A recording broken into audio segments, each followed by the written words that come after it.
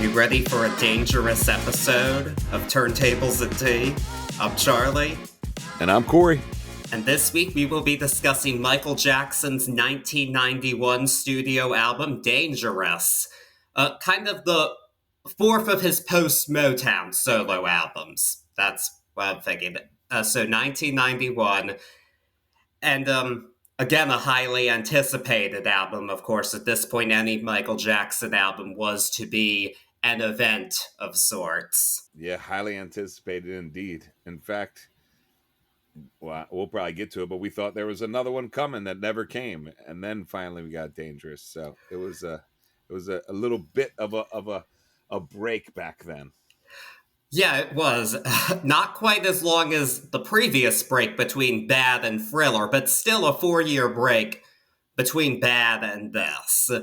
And of course, after Bad, he spent that time touring, putting out singles and videos, so he was basking in that album, but the era did have to come to an end.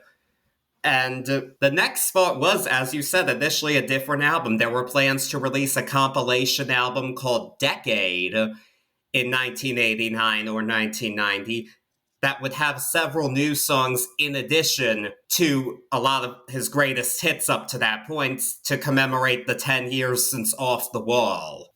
One of those albums that we haven't done it here yet, but it kind of speaks for itself. It's Off the Wall. Yeah. Yeah, we did do a Bad episode. There's a good chance you heard that one. If you haven't, go listen to that one. Always a good time when we're talking about Michael. Bad was one of my favorite episodes. So. It was, and it's one of our most listened to as well. So definitely one of my favorite artists of all time. So this one is always near and dear when we get to talk about Michael. Most definitely. And this Decade album didn't happen because it turned out Michael Jackson was just making so many new songs, he decided this needs to be a whole new album, which was smart because these sessions ended up, he ended up recording like 60 to 70 songs. Yeah, it was insane. Yeah, Michael Jackson Estate, can you please do a deluxe reissue of Dangerous? We've been waiting a long time for it, actually. They did it for all the others. Like, they got Bad got a documentary.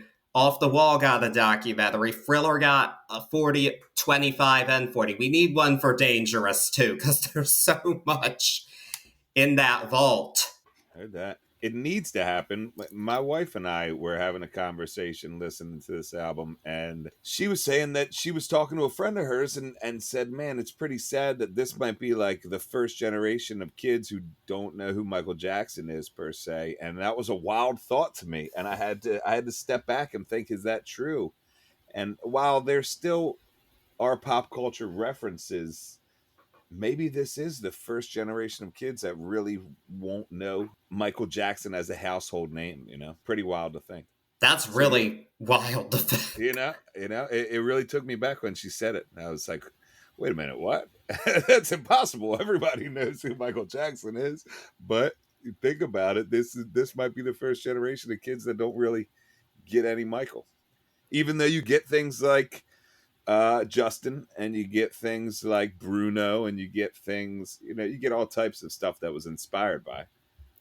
Even here, I mean, and we'll talk about it more. Even in last week's Prince, you heard a lot of stuff that boy band / for me, a lot of Timberlake stuff you can just hear. This is where the original inspiration was coming from. Yes, and Michael Jackson and Prince, they often parallel. That's part of why we're discussing these two. They both were approaching this new decade in different ways. And mind you, Prince put out an album every year just about. Michael Jackson took his time. They approached that very differently because that was just how they both worked. And with Diamonds and Pearls, our last episode, we discussed how Prince kind of embraced hip-hop a bit because it was coming up and he felt he had to. And at times it was successful, at times not so much. But another sound that was coming up in between the years of Bad and Dangerous was New Jack Swing, which was a sound heavily influenced by hip-hop, but still R&B. And Michael Jackson was hearing this, and because it was becoming the sound of pop and R&B, big hits from artists like Bobby Brown, for instance, and most notably in this case, his own sister Janet made multiple hits in the New Jack Swing style and was one of the originators of it, you could argue. So Michael Jackson almost felt like he had to play a bit of catch up to the new sound because so many people had gotten on it. Even Whitney Houston did with I'm Your Baby Tonight. He just needed to, he saw this was the future at the time and that he needed to get on it. So he worked with several producers on this album, but the most notable of them for this New Jack Swing concept was Teddy Riley, who produced songs for Bobby Brown that were massive hits. And Michael wanted the same from him. Yeah, I mean, when you're looking to do it, you go to the man who is actually credited with starting the New Jack Swing style. And I talked a little bit about it last week, how I felt like that New Jack Swing was there on Diamonds and Pearls, but you bring in the big guns here and you go at it. And speaking of producers, again, not only are you looking for a new sound, but you're looking to distance yourself from the man who has been by your side, but also Michael starts to feel like it's a bit of a crutch and distance himself from Quincy on this. And that's huge. This is the first album in a long time that Quincy wasn't there with him.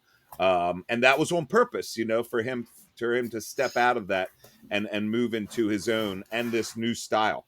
I was telling Charlie before we started, this tape for me when I was a kid is one that never left the tape player. And it was always wild to feel that new sound from Michael Jackson, especially, I was only 9 years old, but or 8 years old, but I was a huge Michael Jackson fan at this point still. So it was always awesome to hear this new sound and now learn about the intricacies of really trying to define himself, which at this point is so crazy to think that he needed to, because he was on top of the world at this point still.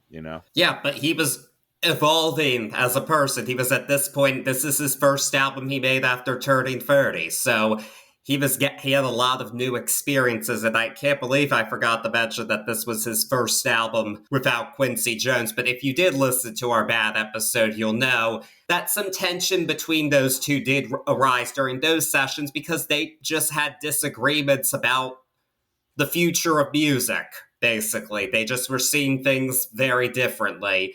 And this is an emancipation record of sorts, even though his first emancipation was with Quincy Jones, with Yeah. Off the Wall, because that was what broke him away from his brothers and Motown and his true adult debut at 21. But now, at this point, we've got a man who's gone through that decade and has some more to say about it.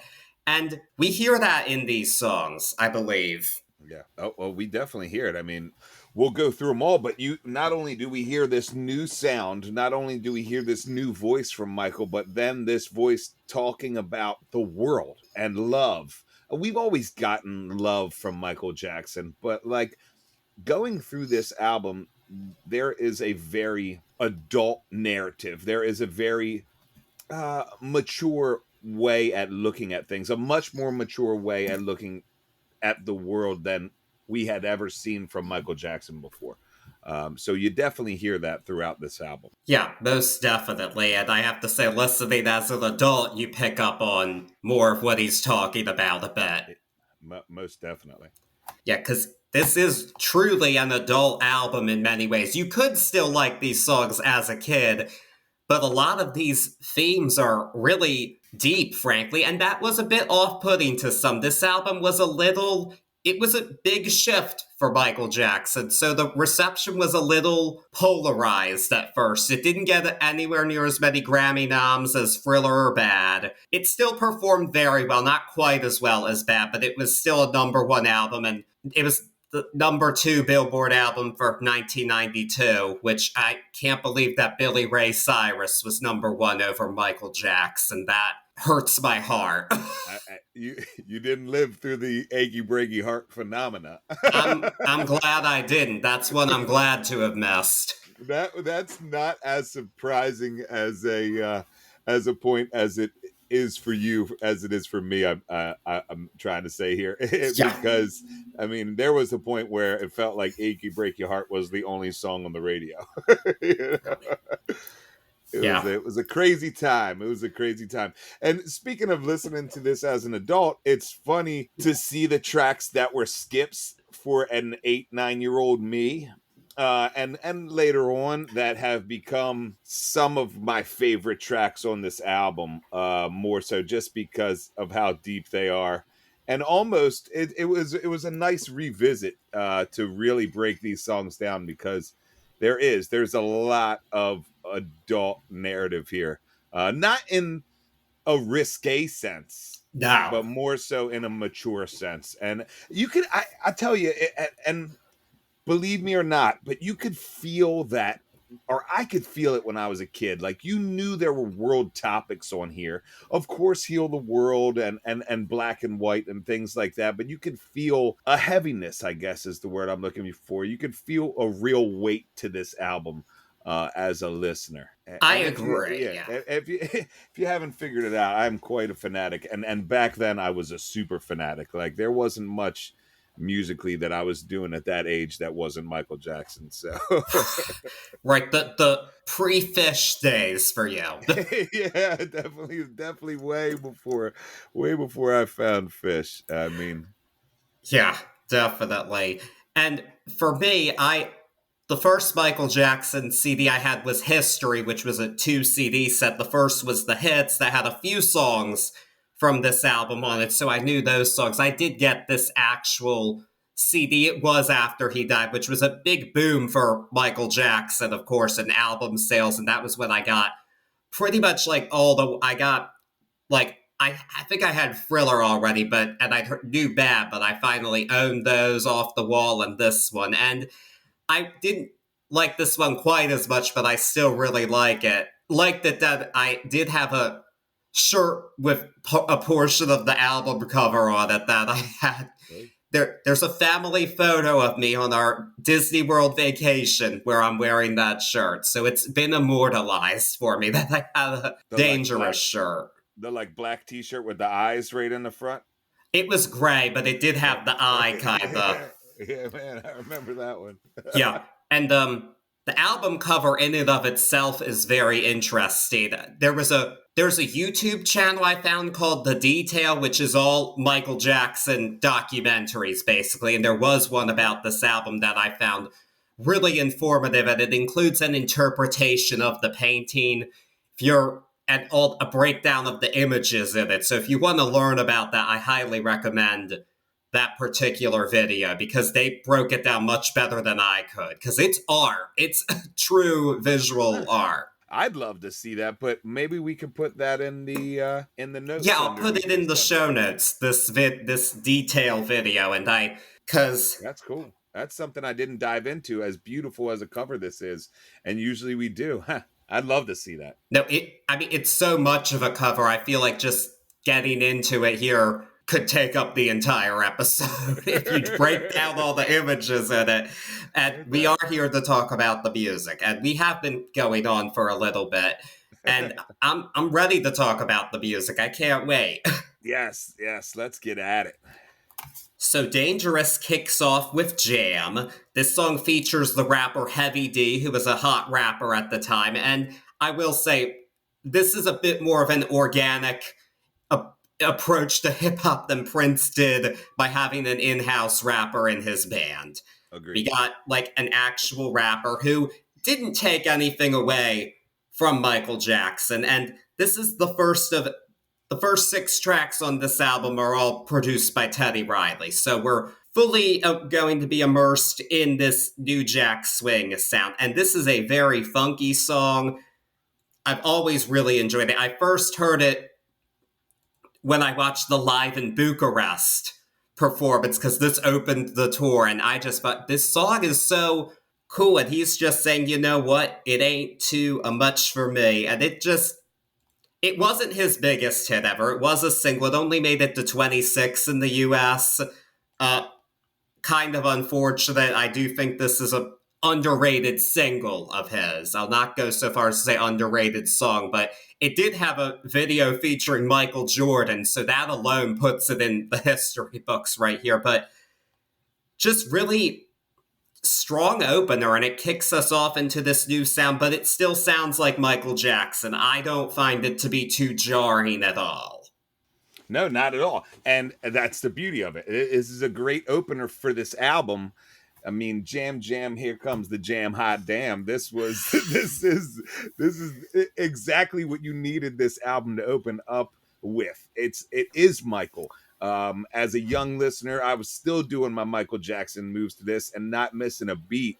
And you get so many beautiful things here on Jam, with the horn breakdowns, with Heavy D there, and it feels like an organic, just like you said, an organic Michael Jackson song, and it's a great way to, one, let everybody know exactly what you're doing with this new sound, and two, to kick this album off with something that just gets you immediately up on your feet and ready to go. This is this I feel like every song on here is going to be one of my favorites, but this is has a lot of nostalgia wrapped up into it, to say the least. This is a good one, though. It holds its own as an opener, and I couldn't see it any other way. So a great way to start this album. Perfect album opener and a great concert opener, too. Yeah, yeah. Even before Wannabe starting something, that says something for me in a set list to start with this over that. And it Heard worked. that. Heard that. And that's what it was. It was jam into Wannabe starting something. Shoo, that's dirty right there. It was, That's it. the whole concert was dirty. Let's not. Heard that. If only I could have. I'm not sad I missed Achy Breaky Heart. I'm sad I missed the chance to see Michael Jackson perform in concert. Heard that. Heard that. But we're going to keep it going with the next song, which is Why You Wanna Trip on Me. One of only two songs here that Michael Jackson didn't write. This one was written by Teddy Riley and Bernard Bell. And this one, it's kind of like well before Piece of Me, but a piece of me before that. It's Michael Jackson to say, there are all these issues in the world. Why are you so hung up on me? And even though he didn't write it, it does sound like something that he could have written. So I give the writers here a lot of credit for authentically capturing his voice. Because that's not always easy to do on an album where somebody did write the majority of the songs. One that's an outside composition can stick out like a sore thumb, but that wasn't too much of an issue for Michael Jackson, fortunately, because remember, he started off in the Motown hit factory where you were not encouraged to write your own material. He had to develop into a songwriter over the years. So at this point, he's doing the writing, but this one, it's a solid opener. It wasn't a single. I can see why this is a stacked album. I can see why it was passed over as a single, but it keeps us going and it does show where he's at, what he's thinking. Like, why are you so worried about what I'm doing with my life? Like, why do you care about Bubbles the chimp? There is world hunger to be concerned about. It's a good kiss off track. Heard. And it makes sense in what he's saying here. Like, yeah, I got a pet monkey, but let's talk about the real things, Why are you going to trip on that? It's wild to find out that this wasn't written by Michael Jackson, because the thought never crossed my mind. And I'm 100% with you on what a great job they did to capture his voice in this, and to make it so you don't even blink an eye thinking that it was a song written by other people. And same, it was different side of the same coin there. When Michael Jackson trusts you enough to write a song for an album where he's trying to distance himself from just that, says the world. So what a great job they did with this trust that he gave them as well. This one always was cool but not on the top of my listening back then. Oh, and it's not because of the new sound. It's not because it wasn't a Michael hit.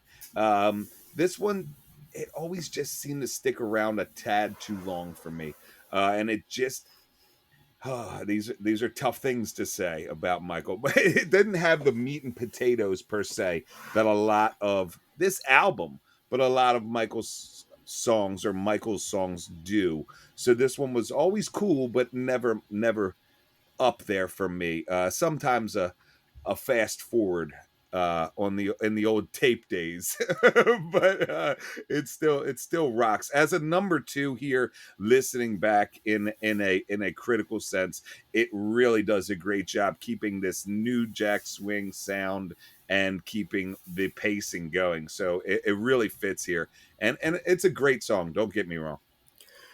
Yeah, I will say there's some long songs on here. Michael Jackson definitely took advantage of the 80-minute limit on the CD. That because Yeah, he could. He used his space, yeah, to put it lightly. And that's the trend you'll see on the albums after this too, because before you had to condense it to you'd had to condense it to a vinyl, but the CD, they could go all out, and that's what he did. And the next song's even longer than the first two. yes, In it the is. Closet. And this one has an interesting history to it. So it was originally to be a duet between Michael Jackson and Madonna. And 1991 was the year they attended the Oscars together. They weren't friends in real life necessarily, two very different performers and personalities, even though both highly influential and important, of course. And it just didn't end up happening because they just couldn't see eye to eye. But of course, Madonna loved that the song was called "In the Closet." She's like, "Well, that's very provocative, so of course I like that because that's Madonna for you." About to the next year putting out erotica, Madonna. That's where she was at. Yeah. But no, instead the vocals went to Mystery Girl, who was revealed to be Princess Stephanie of Monaco. So actual royalty is on this song. That's wild. It was it was so funny when I first read about this song in a Madonna biography I read before I listened to this album, and this song wasn't on history. So I assumed this was just a lost track, like it was just some song that never happened. But then, oh no, it was released, and it was a single actually. And you know what? It's a probably the heaviest New Jack Swing sound we've heard. I'll say on the album, this is the heaviest New Jack Swing. It doesn't have elements of other sounds in it like some of the other tracks do. But it's a really good dance track, and it is a sexy song. And we got a video with Naomi Campbell, all these famous women associated with in the Closet. Yeah. But yeah, another very cool song and a deserved hit. I can kind of see why. I was kind of surprised to see it was like such a big hit back in the day because it's not one of the ones that you still hear a ton today from Michael Jackson, even off of this album. But it was a top 10 hit. It made it the number 6 on the Hot 100. Yeah, this I remember this adding to the mythos of Michael. You know, a literal princess of Monaco on this track, and how newsworthy it was. Newsworthy is the word I'll use here. It just how captivating it was to even think. And this is, you know, he's way at his international prime at this point, even more so after this album for all of the different things he was talking about. But it was just wild to hear that a princess was on this track. As far as the track goes, 6 minutes and 30 seconds of New Jack Swing sounds like it could be a little bit too much. I have to say, critically, that this one doesn't stick around for too long. It really uses the 6 minutes and 30 seconds in a really neat way. We get some breakdowns, we get some little bridges, if you must. We get little snippets of different ideas throughout here, but the ultimate hook on this is one of the most earwig hooks on this album for me. Definitely one that I still find myself singing to this day. And in the third spot here, it gives us a time to slow down a bit, even though it's not all the way. And I enjoy it. This is also one where we get some wild stuff like some glass breaking or some off the wall sounds. And we haven't talked about it much, and we will moving through, but that was very, very prevalent on this album. There's a lot of avant-garde sounds that are used throughout this album, and this was a good example of getting that. But I always jam with this song. This is a great one. Yeah, I think mentioning avant-garde sounds is a good transition into the next song. She Drives Me Wild with all that car engine rumbling. Because she's literally driving him wild. They're making that point very clear. Yeah, if any song has the unique sound effects on this one, it's this one, for sure. And that's really kind of the highlight of the song for me, is the sound effects. I mean, I do think it sets up some of the themes that we hear later in the album, because I do believe this album has a narrative structure to it of sorts, and I think it sets up the final track. I will say that. I feel this song serves its purpose by doing that. And it does have a rock element that I really enjoy to it. Not the best example of it that we'll hear on the thing with this song is it's a perfectly fine song. I wouldn't call it a straight skip, but there are ideas here that we are going to hear explored better in the second half of the album. And this is one of the shorter tracks here. It's one of only 2 songs on this album that clocks in at under 4 minutes. So there's that. But you know what? It's a cool tune. I wouldn't call it like one of the most essential Michael Jackson songs ever, but it's a cool tune. Yeah, it's a cool tune. I mean, we get Rex and Effects here, the godfathers of Yes. the rump shaker, and it doesn't take me out of this. I like their verse. I think it works well. I always have. Of course, avant-garde sounds. This is all over the place. We get some wild traffic sounds, all types of different bells and whistles throughout here.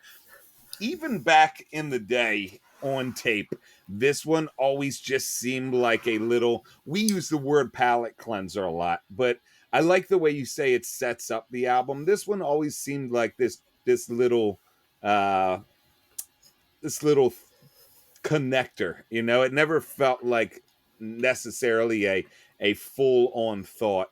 Even though it is, and it's right under 30 minutes. I'm sorry, right under 4 minutes, 30 seconds under 4 minutes. It's a cool one. It's a cool one. This is, even though it's a neat one, this isn't one to write home about. But it does its purpose, like you said. It sets up a lot of sounds, and it sets up really one of the largest tracks on this album. So, and it doesn't mess up pacing here. On a pacing level, I think we're still in a really good place. Oh, most definitely. And we are going to have the next song you could say is a palate cleanser if it weren't the song that it is. If it weren't a huge hit, maybe you could. Next up is Remember the Time, the most romantic song on the album for sure. A lot of angry songs here. This is just a romantic song, and a lot was noted about how this song really combined both the New Jack Swing sound and the Motown sound. That was how Michael started off, and it really does blend the two seamlessly together. Like, if any song does sound like classic Michael Jackson of the Teddy Riley productions, it is this song. And That is a compliment. This is a brilliant song. This was on the History CD, so I've known this one forever, and I've never ever gotten sick of hearing this song. It's just brilliant. Like, it's a brilliant pop song. That's really all you could say about it. And of course, it had a long, epic video with all kinds of celebrities. And I have to tell you, I had the Michael Jackson Experience video game when I was like 13, and the choreography for this song was so hard. I was like, I could not. I tried. I thought could do it. I couldn't. But what a song! What a song. Ancient Egyptian choreography and an ancient Egyptian Eddie Murphy. We get all types of crazy wildness with Remember the Time as far as that video goes. But as far as this song goes, first listen, this was the Michael song for me on especially on the first side of the cassette. This was the Michael song. You can hear the new Jack in here, but that's the beauty, and I'm glad you touched on it. But that's, for me, that's the beauty of this song, is it's so Michael that it doesn't matter what all of the pieces are. This is, in my opinion, a quintessential Michael Jackson song.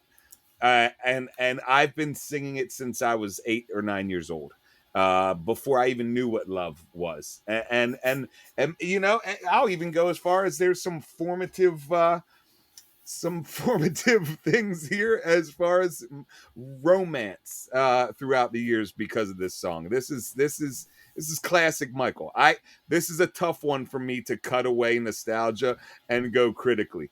But not tough in the sense of it's such a great song that I can just be like, listen to this, it's really well put together. The composition never ever gives you a second to rest. And on a love song like this, where you expect to just coast through, we're all the way up on Michael Jackson woos and the whole nine. It's a phenomenal song. It's up there in my top 5 Michael Jackson songs of all time. I was just singing it to my wife this morning. So this is one that will never ever leave my playlist. I'm done swooning over this song because I'll just keep going. It's a swoon-worthy song. If any song is, it's this one. Even by the end, he gets into his Michael Jackson scattiness, gives us the rat-a-tat-tat, like this is Yeah, that jam, man. This is that jam. yeah. The scatting I would never attempt at karaoke. That's for sure. Heard that. I did this one before, and I just kept singing the chorus over because I'm not touching Michael Jackson with that. You just gotta let it flow. Get from the heart. Do your own scat. Get a little rat-a-tat-tat-tat. But that's the king I'm going up. I mean, I can't Heard compare that. myself to the king. I just can't do it. Heard that. Because, yeah, this is the king of pop we're talking about. Yeah, man. And now, how do you follow up Remember the Time? Well, we're going to try to with the next track, which is Can't Let Her Get Away. Uh, oh boy. This one's a skip for me, I'm afraid. This just is it's a filler track. It's very redundant, and again, I feel like again we talked about like this kind of character in She Drives Me Wild, and even in the closet. There's no new sound really introduced here for me, and I'm a little puzzled as to how this made it on the album when so many songs were recorded. I just, well, actually, some of what has been put out later on would have been better suited for the album, or even going back to the vault beforehand. This one's a skip. It's a rare straight up skip at this point in time for a Michael Jackson album for me, because before Dangerous, of course, those albums are pretty much no skips. Some songs might be better than others, but none of them are straight up skips, in my opinion. This is the first album where I think there are a couple, and it hurts me to say it, but this one's just not it. I am 100% with you. This one, is a very rare miss on a Michael Jackson album. And it's funny because not only do we get, like you said, not only do we get the same exploration of this girl that we've heard about before, or these feelings that we've heard about before on this album, but the sound of the composition for me is the only failed attempt at New Jack Swing on this. And it's very hard for me to say failed attempt, but and without offending Paula Abdul, there's like this weird, like there's this weird crass sound of the way they tried to do this, and this shuffle form of this New Jack City. It never has worked for me. It goes on way too long. I used to think like, okay, this is a dance song, almost like a dance break for this album, and maybe Michael had fun doing it, and that's why he proceeded to pop this on. But this one, it has all it has all of the ingredients, but it does not make the full dish here, and it never has for me. I you'll very rarely hear me say stuff like that, but this one is definitely, and usually always is, a skip for me. Yeah, sorry to say it, but after that, we are actually going to get a break from the New Jack Swing. We have the album's first ballad now. This is Heal the World, one Jackson wrote all by himself. And it's a pretty self explanatory title. He wants to heal the world and make it a better place for you and for me and the entire human race. And we gotta care for the living. And this is a polarizing song, I have found. Some people think it's just too sticky sweet, I guess, or maudlin, you can say. And it is right in the middle of the album, which is that was kind of a surprise for me when I first heard it, because I knew the song before, and I saw this as kind of like a closer, not a middle of the album. But I've always liked this song. I think that he gives a really it's one of my favorite vocals of his, actually. It's quite restrained a lot of the time, but it shows just what a nice tone that he has, even without all the bells and whistles of the scats and all of that. Like, just, he has a lovely tone to his voice on this song. And I do think that the song is heartfelt. And that's why the saccharineness of it really doesn't bother me, because it's like, no, I can tell that he really meant this message. He named his charitable foundation after this song. Like, he really did believe what he was saying here. And in 2001, he actually said in an online live chat that this was the song he was the most proud of out of all the songs that he wrote, which, I mean, it's kind of crazy, but I think it's just because he really believed in the message of the song. And I mean, yeah, no, it's not Billie Jean. That's the part that's crazy. It's like, no, you wrote Billie Jean. How's this the best? But it's like, it's because he believed what he was saying here. And that's why this song works for me. I'm going to defend this song big time. You got to defend this song. Let me grab my words here. Living through it, it was an anthem. It was exactly what he had put down on paper, and it made the rest of the world feel that exact way. So a victory there. But this, in an album where he is looking to find a new sound and pull himself away, in my opinion, oof, I might tear up. Ooh, I gotta hold back my feelings. In my opinion, this is a callback to 1972 Ben. I mean, this is Michael singing from his heart, and we get that in the middle of this album that's packed with industrial sounds and New Jack Swing.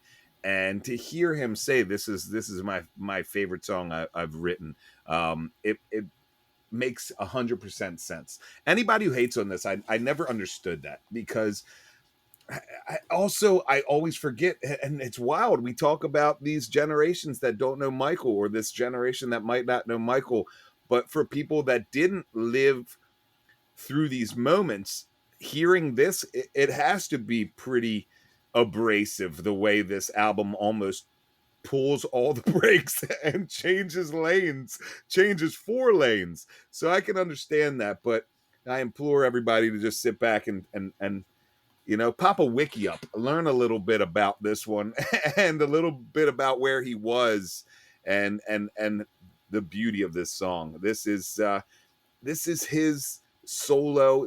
This is me. This is my opinion, but this is his solo. We Are the World, Oh yeah, and it sings just like it. This is my jam piece. I mean, This is I my do jam think piece. that he wanted a solo "We Are the World," and this was his version of it, and I think it works on that level. And it was a single; it wasn't one of his biggest hits ever. It was made it to 27, but it was a big shift from all the New Jack Swing and rock singles before it, admittedly. So I can see why it underperformed, but I don't think he wasn't setting out to make a number one with this one. That wasn't the point here. I'm. And I was trying to find it and I can't. But this either ended the first side of the tape or it was the first song on the second side of the tape, if I remember correctly, and it worked either way. In a beautiful Michael Jackson way, but I mean, a he good one. didn't play around when it came to the structuring of all of this. No, no, no. Not at all. And it does either way. It goes very well into the next track, which is also a social commentary song. It's the album's biggest hit, Black or White, the lead single from the album. And this was a whole event, I read. Like the music video for this premiered on The Simpsons. They were, Yeah, yeah, I remember it, man. yeah, so this song was a massive event. That was the point from the beginning. And yeah, this was a number one hit for 7 weeks, tying Billie Jean for his longest reign at the top of the Hot 100, which is wild. But this is a song about racial equality. It's very on the nose with that. But you know what? That's okay because it has a great groove to it. It's not. It has a bit of a rock edge to it. Slash is featured on this song, and we get a rap verse from the song's producer, Bill Bottrell, who later went on to do a lot of work with Sheryl Crow Yeah, man. shortly after this one. And I mean, you know what? I first heard this one when I was like on the history CD when I was, and I've always loved this song. Even outside of the social commentary, I think it's a great pop song, period. And I've always loved the skit in it. That's with Macaulay Culkin and his dad arguing over the loud music. Always loved it, and it's just a fantastic song. Always has been a banger, always will be. And he's right, it doesn't even matter. It was an important message to take, and it's one we still need to hear today, unfortunately. We still need this song. We do still need this song, and it hit just as hard back then. As a kid listening to that, it you still knew, you felt it. It was in the air then, and it was this video was it was groundbreaking, to see the faces morph into the next face and everybody really just being the same person was phenomenal. It was an iconic moment, not just for Michael Jackson but for music and for just for the people back then. That aside, which is, it's tough to take that away from this song. This song is one of, not only one of my favorites, but I feel like it's one of his best compositions as far as production and fully fleshing out a song. It reminds me so much of the meat and potatoes of Beat It, where you get flavors. I burned this tape out, rewinding and memorizing the rap piece in this. I used to love running around and singing the whole thing. I can't do it as well as I used to, and it makes me mad. But this is such a great song. To this day, you could put this on. Hey, I keep going back to this, but you could put this on for the generation that doesn't know who he is, and I feel like it's just that automatic feel good song. And this is coming from a kid who was Macaulay Culkin in that sense of just blaring this nonstop. But this is one that is timeless. And I'm so glad it is timeless because you're right. We still need this to this day, but this message. And what a great way to do it. What a great way to do it. I love this song. Yeah. And the video also was actually his most controversial video Yeah. because of the ending sequence with the infamous Panther dance, as it was called. And I mean, another case of just people missing the point.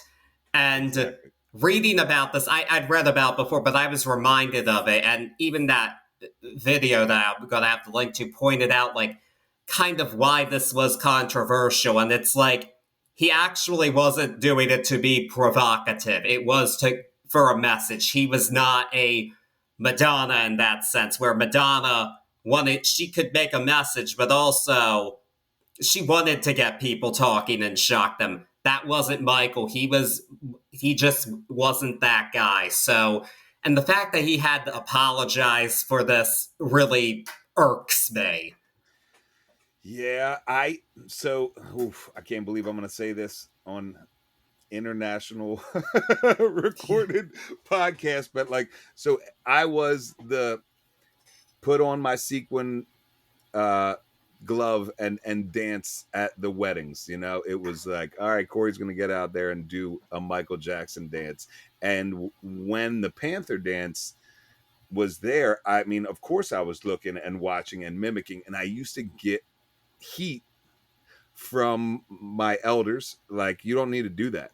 And I would always say as a young kid, like, I'm not doing anything vulgar for vulgarity's sense. This is all just part of this narrative of this dance, and it's something that people love to hate. They love to hate it, and it's become like this iconic, like, pop joke of the whole crotch grab and the whole thing. And I never understood it. I actually loathe the fact that people concentrate on that or concentrated on that. So that was always tough for me. I never stopped doing it. I mean, yeah. It's wild what people latch onto, especially when you've got such a beautiful message going on, and everybody wants to grab onto. Oh my God, did you see him? Like, come on. Yeah, just again, I'll beat it into the ground, just missing the point entirely. I heard If you're that. mad about it, you don't get it. And that's okay, actually. That's okay. Because the rest of us do, and we're gonna love it. So There you go. it's all that really matters, honestly.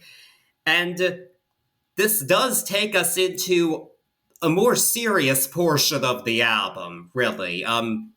Just out of New Jack Swing, really. Yeah.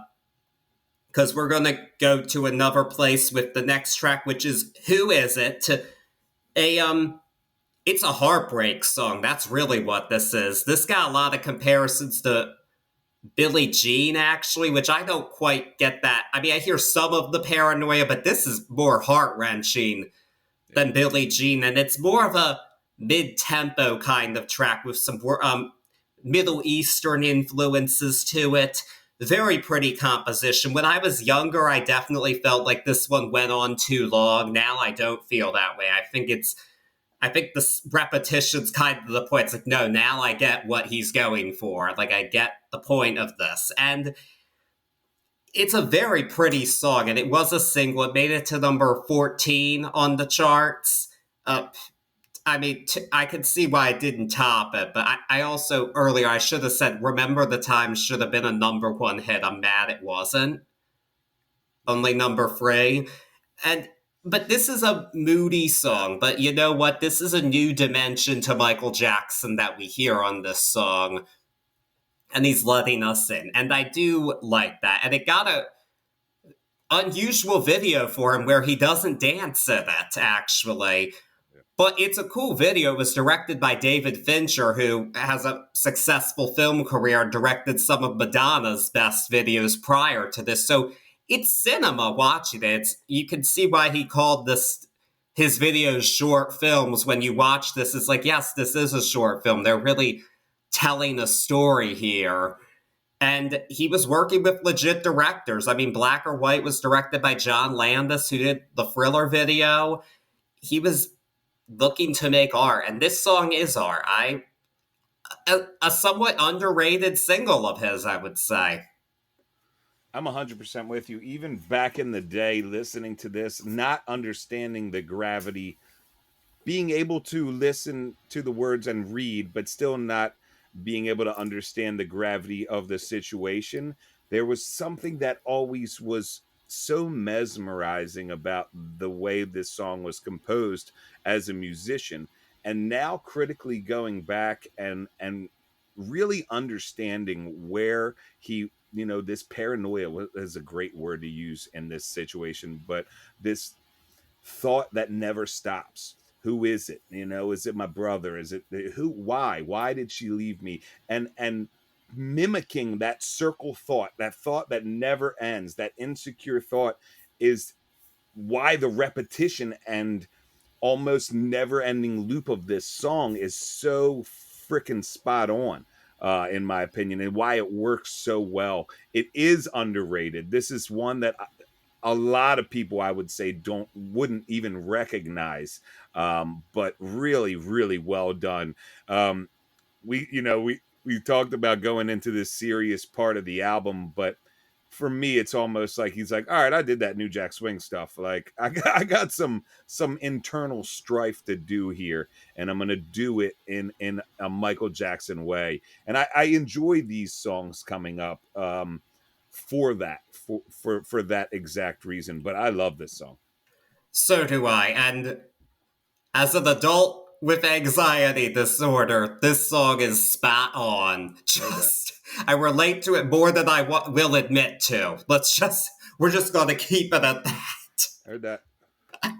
We all have those moments, I guess. I definitely have had them. So it's like, okay, Michael, you're speaking to me right here. That's why I love you. That's why you're more than the king of pop, because you can hit me like that. Agreed. That's what we come to music for it to speak what we don't always want to speak. And I think the next song does that too. We've got Give In to Me. This one very prominently features Slash, and the documentary that I mentioned, that this was another somewhat intentional choice because the previous two albums both had outside guitar icons on them, with Eddie Van Halen on Thriller, Steve Stevens on Bad with Dirty Diana, and now we've got Slash here, who had up and come during the Bad era. That was because Appetite for Destruction and Bad were released the same year. Yeah. And he's so well used on this song. And this is, I think, the heaviest rock song Michael Jackson ever did.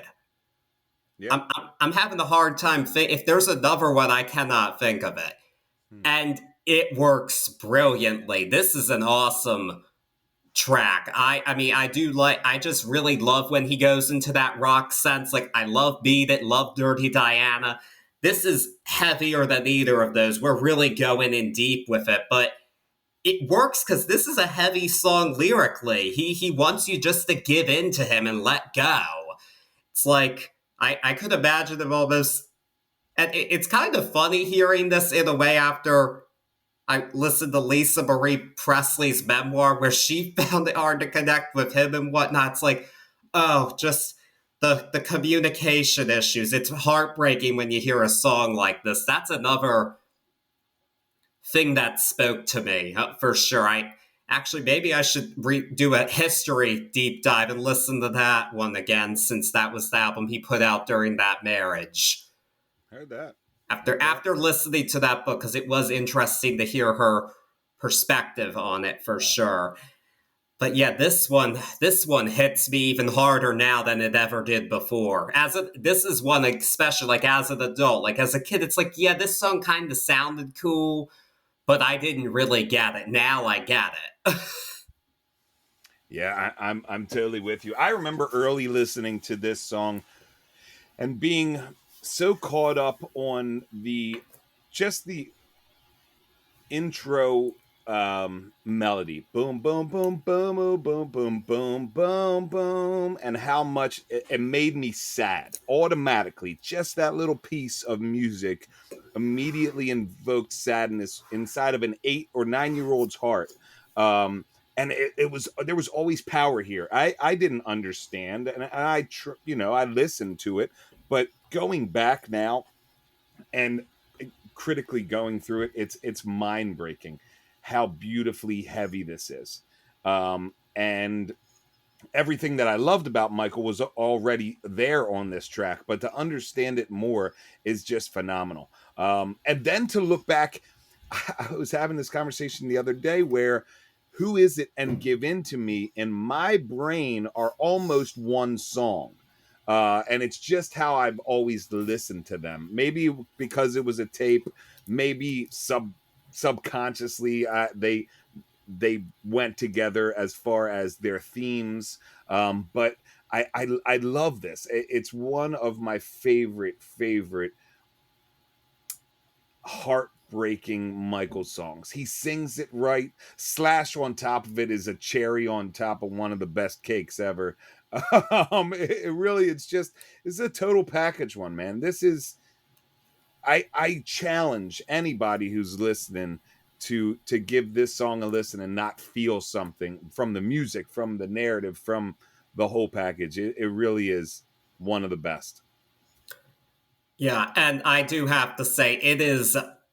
I kind of. So this song was released as a single in Europe, Australia, and Asia. Huge hit in the UK, number 2 there, number 1 in New Zealand. It was not a single in the US, and that saddens me a bit. I think there was a missed opportunity there because he did put this out the same year as Nevermind. So there was a sea change coming up. It has been noted many times, like a real sea change occurred when Nirvana topped the album charts and overtook this album. And it's like, really?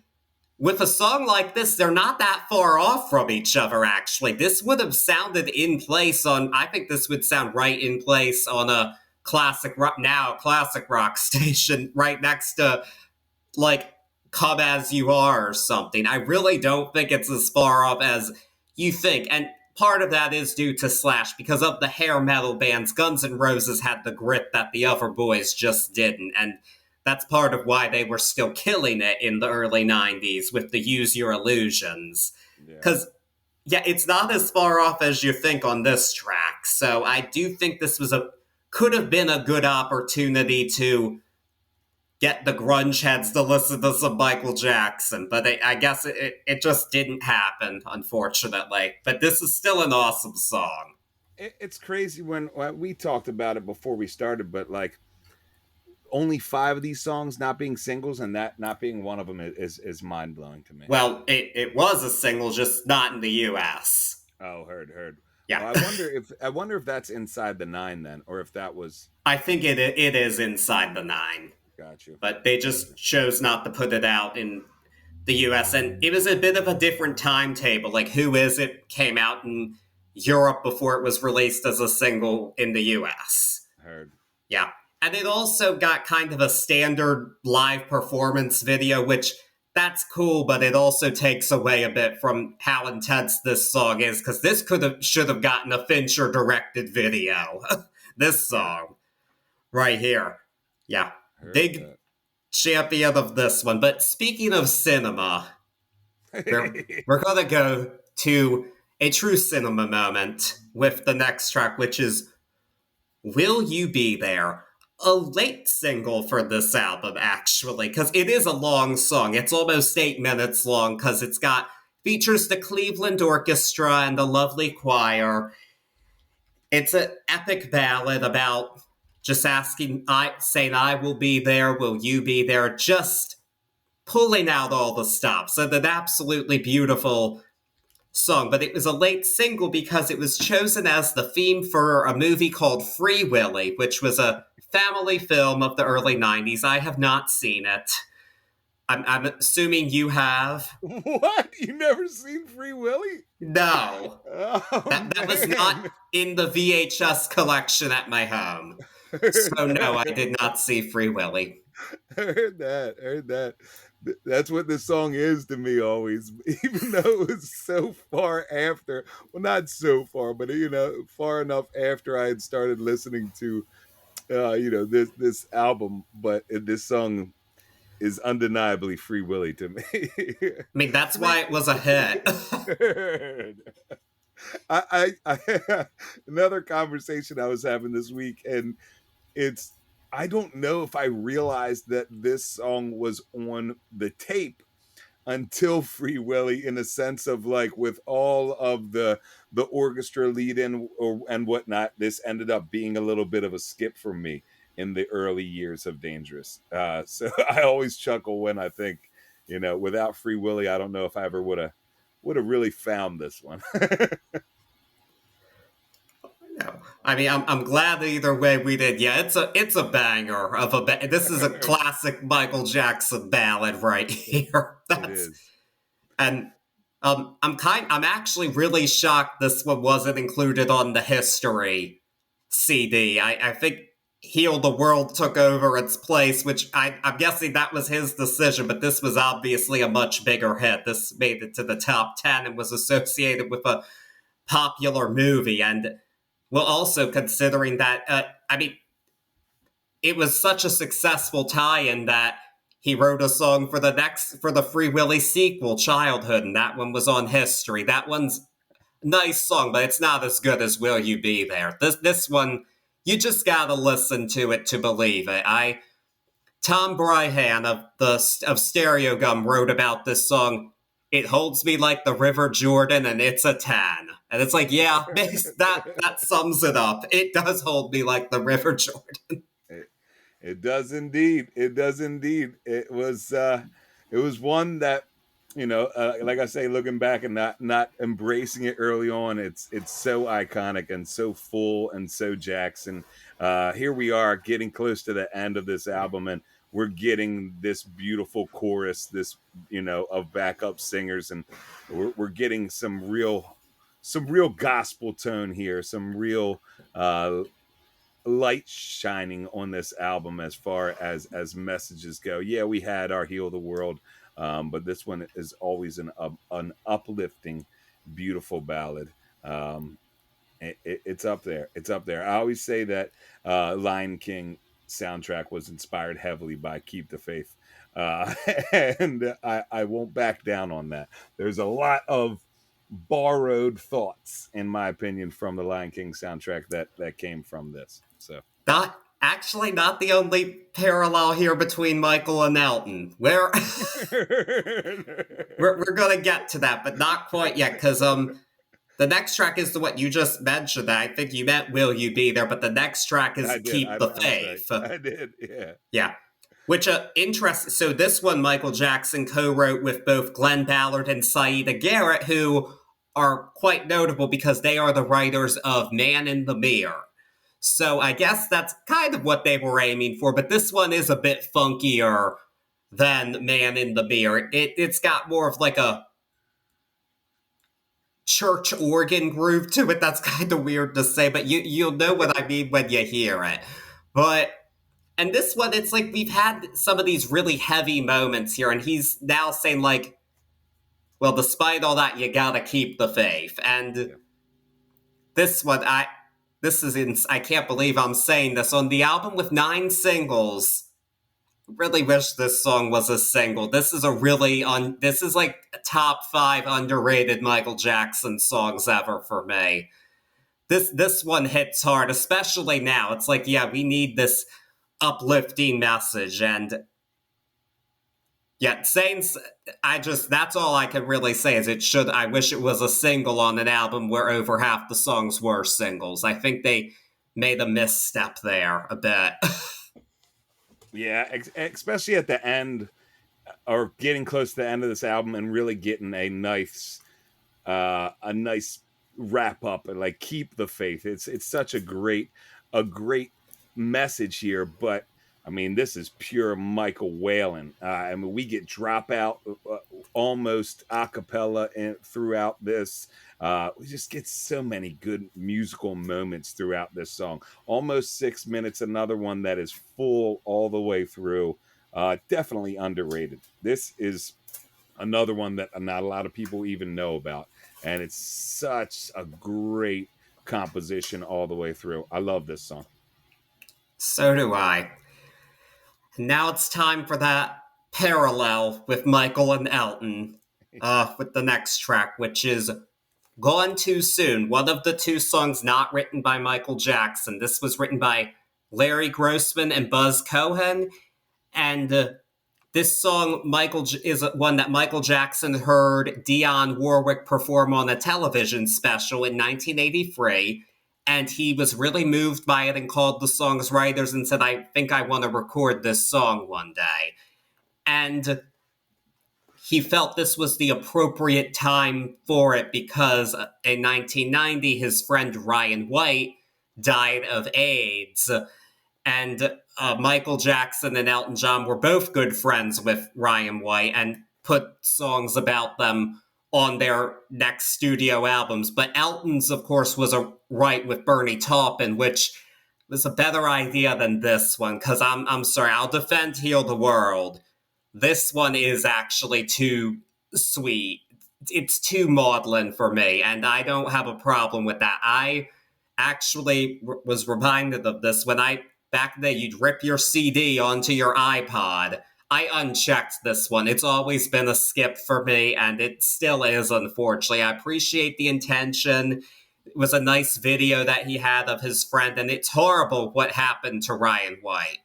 Not going to underplay that, but I just wish this were one of his own compositions if he were to tackle this, because I think that would have just been more meaningful, frankly, than this one. I mean, he sings it perfectly fine. It's kind of short. It doesn't really fit on this album at all. I don't think it just doesn't have the grandeur of the other ballads here. That's really what it boils down to for me. This one just is kind of slight and too sticky sweet. I'm sorry. I'm not a fan of this one. I feel you. I hate to say that I'm in the same boat here. It's sang to perfection. It is a beautiful, beautiful thought, and I understand why it's here. And I guess, man, it's so hard to say this. I guess that this is the only place it could be. Um, but yeah, it's tough, man. It really takes me out of the album. And just as on a critical stance here, it really is it's way too light. It's way too light. Well, where Heal the World fit, this one unfortunately is a tad out. As much as I champion hearing him sound like old school Ben, this one, I understand why it's here. I just critically, it's tough for me on this album, especially in the penultimate track. And I understand, like, you have to put it somewhere. It's tough. This one's tough. Yeah, and There's not much else to say there. yeah, this one was a single, and it was released on World AIDS Day, which that's very nice. But it wasn't a real big hit, except in Zimbabwe and New Zealand. It hit the top 10 there. Didn't even chart in the US. It's like, yeah, Keep the Faith should have been the single instead of this one. I'm gonna die on that hill. Yeah. No, I hear you there. This one's I get somber talking about it, but only in the sense of I'm not trying to take away from what the song is or what it was for. Unfortunately, critically going down this album, it's tough as far as to meld with the rest of this album. yeah, because, well, spoiler alert, we're back to New Jack Swing to close the album out. Heard. With the title track, which is Dangerous. And this is another one of those songs. It's like there were multiple songs building up to this point. Like the Dangerous Woman. We heard about one in Billie Jean. We heard about one in Dirty Diana. And now we've got this one, but repurposed into a 7-minute New Jack Swing dance track. And there's just, there's also some industrial sound to it as well.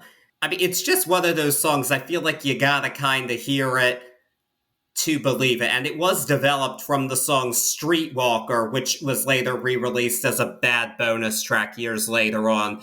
Just again, expanding on these sounds. And I do think that this is. I'm not going to say it's my favorite song on the album, but I do think this is the most important track on the album in terms of it showcasing where Michael Jackson is, what he's doing with his music, and where his head is. Like, this is the thesis statement, and we wait till the end for it, which is smart. And it still has a very good groove to it. And there were plans to make this the 10th single, but because of some other stuff going on, that didn't happen. But he did perform it on television several times where we got a bit of an idea of what the video would have been like. And I think it would have been pretty Smooth Criminal-esque, which would have been awesome. So this is, I wouldn't call this an underrated track, though. People know this one, and they like it. And it's a very cool song, and a really important one, actually, in terms of the Michael Jackson mythology. Yeah, that's a really awesome way to put it. The thesis statement, but we wait until the end to really get it. And that's genius in this case, because as we've spoke about, there are so many elements that lead up to this final piece. This is, and I say it a lot when we get to the end, but this is really wrapping this whole package up with a tight bow.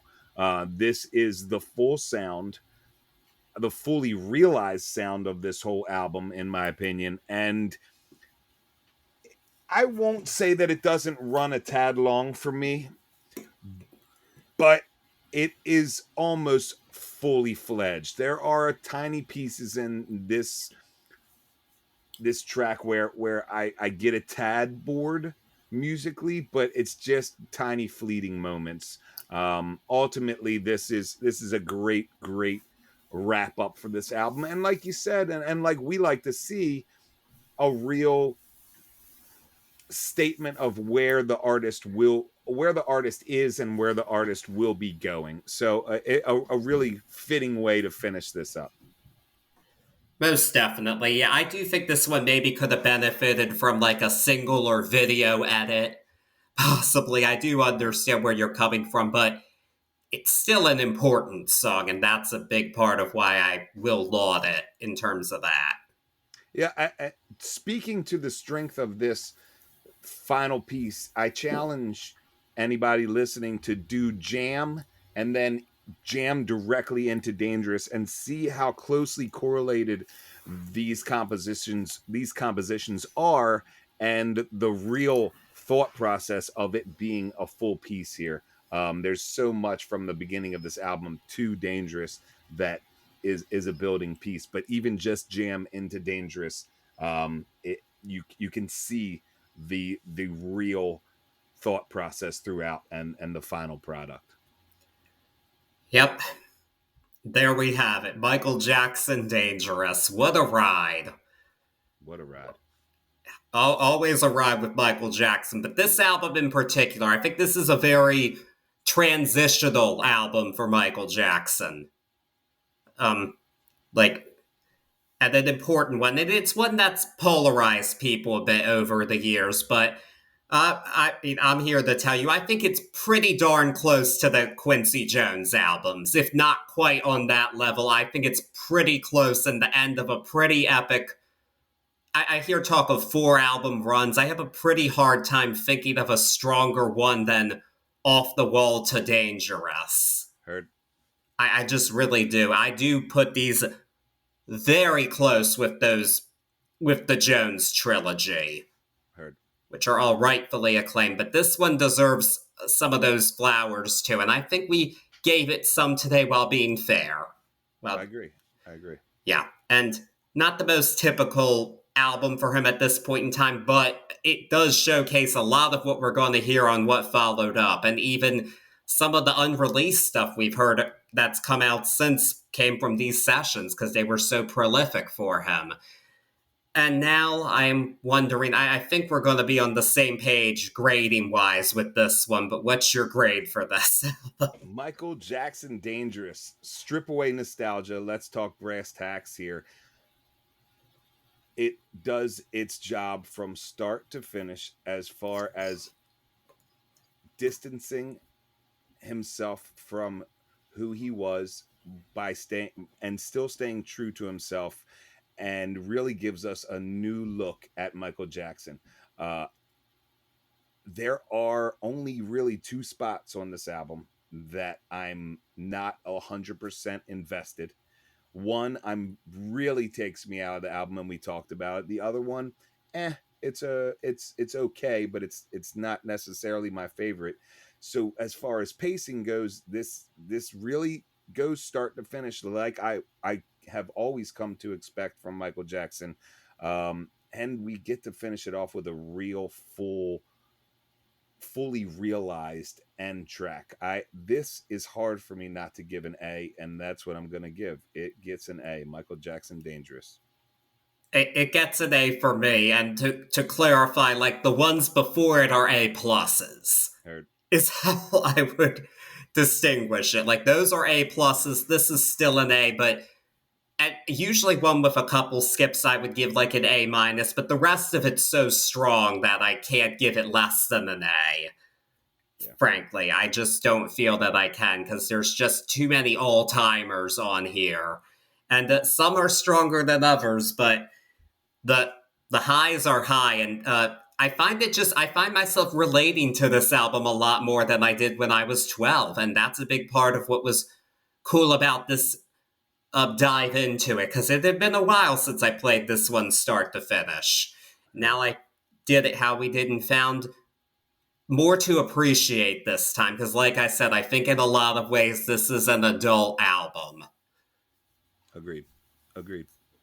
So what I think we might both have the same favorite song too. What, Ooh, I don't know. What you got? remember the time? Well, then you're right, because that's my jam piece. That is, there ain't no way around it. I thought for a No, second Black and White's up there, and it's up it there. It's is. running close, but ain't no way you can take Remember the Time away from me.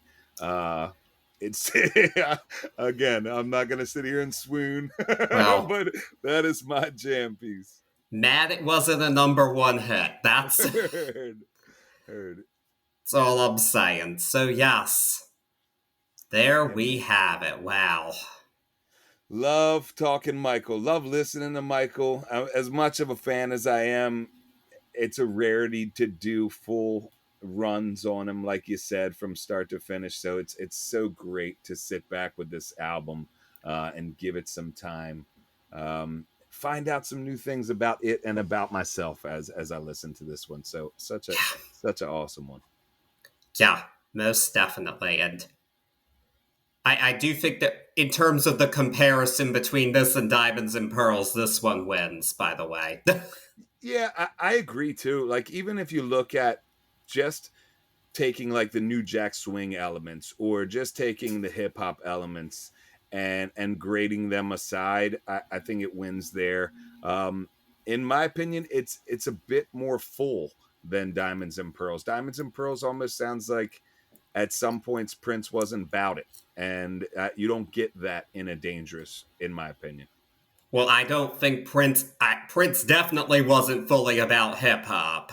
Heard, I And agree. when it comes to New Jack Swing, I think he thought people were kind of, I guess, reheating his nachos, as you could say, because Heard, Jimmy Jam and Terry Lewis helped originate the sound. Like they did a lot of songs in that style with Janet Jackson, and they started off working with Prince. He probably found it a bit reductive, is my guess, if you could put it that way. And I think that's why he wasn't fully invested, even though it is a strong album with some great tracks on it. But MJ, I think, actually liked the music that he was diving into. yeah. And that's the difference in this case. And, but still, I'm glad we got to talk about both of them this month. A bit more spread out than we would have liked, but I'm still glad we got to do it. Yeah, man, it was awesome.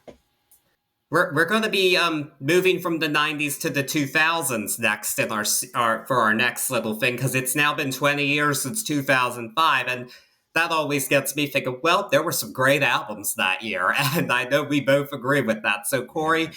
I know you have a pick, one that's near and dear to your heart. Can you please share with us what it is? Yeah, 2005, 20 years. That blows my mind. But let's go back and do an awesome album by who?